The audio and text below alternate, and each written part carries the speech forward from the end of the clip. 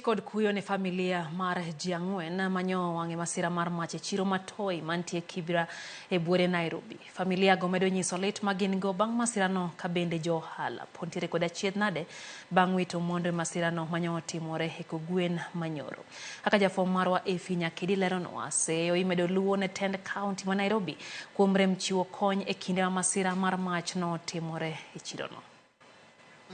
E kar dak ma otenore gi chiro matoi mani Kibra, walimo Margaret Atieno, miyo manyo wito wuode Kevin Ochieng, kaachiel gi nyamin chi wuode e masira mar mach manyo wang'o chiro matoi kendo miyo ji ang'wen wito ngimagi. Margaret yangonwa ni masirano nyo yudo Kevin e kinde mane odhi reso mwandu minode e chirono bang' mach muoch. Na wito wuoda kaachiel gi nyamin chiege mabe no dhi konye golo gik moko. Mach no wang'o gi te mane githo giduto. Mach no dino ne toi kodhi golo gik ma ouso e chiro. To ne mach odino ne mano wang'e motho ma ok inyal fwenyo ni en ng'a. Olero ni koso yudo Kevin e yor simu ema nyo chune donjo e chirono mondo mi omanye.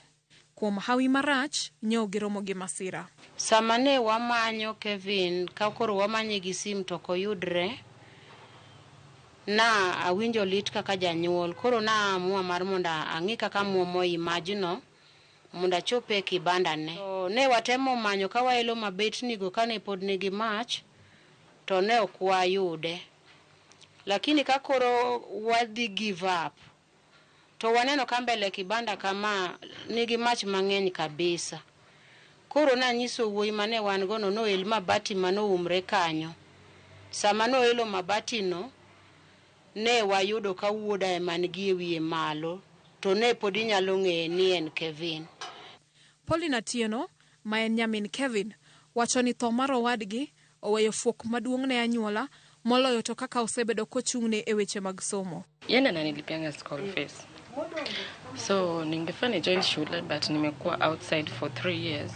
So akaniambia dream yake ni anataka ni raise mtu mwingine tusimamishe familia yetu. I was supposed to join September 10th. Leo ningeenda kutoa hizo documents. Oseyo josim mach ma kaunti ma Nairobi kowacho ni deko margi ema nomiyo masira makama yudo wadgi kod nyamin chiege. Zima moto ingefika tu mapema. Tungu wangeungua hapo ndani bila angechomeka. But I'm sure he tried juu. Penye tuliwapata ni kama alikuwa anajaribu kuambia watu tokeni. Weuru simbe uon jok ma owinjo konywa kuom simo mach.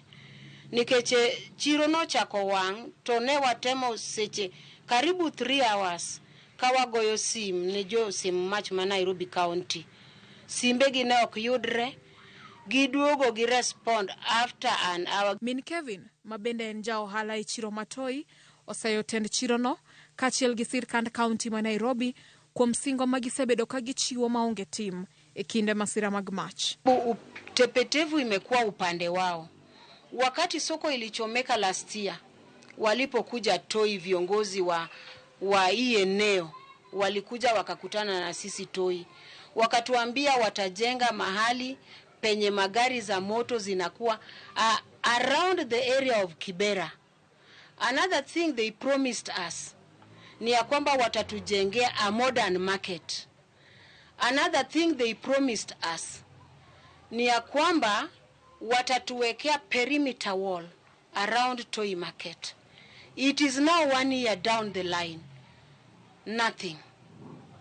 So hatujui kama walitudanganya ama walituambia ukweli. Sasa hivi tena tuko na mkasa wa moto. Imetokea tena mara nyingine.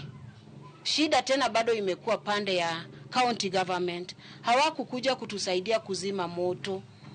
Sasa mimi naomba kama wanaweza watupe fidia sisi wenye tumeadhirika. Na wakikubali kutupa fidia, tafadhali wahakikishe wale wameadhirika wamewa-identify. Kochopo sani, ringre mar Kevin kaachiel gi ji adek mamoko osechwal e kar kano ringre ma City Mortuary ka girito fweny e yor lony mar science mar DNA. Ma timore ka e chiro Matoi chenro mag ohala no kodhi nyime kaka pile ni mar kuonde ohala odong pap kendo mwandu magi bende olal nono. Moko kuomgi manyo geno manyien tok masirano makoro wegi kod lal maduong'. Odiochieng' achiel tok mach wang'o chiro Matoi, moko kuom johala osechako gero manyien kuondegi mag ohala ka kwayogi maduong' en mondo miyo sirkand kaunti ma Nairobi ogernegi chiro manyasani. Efi Nyakidi, Ramogi TV, Nairobi.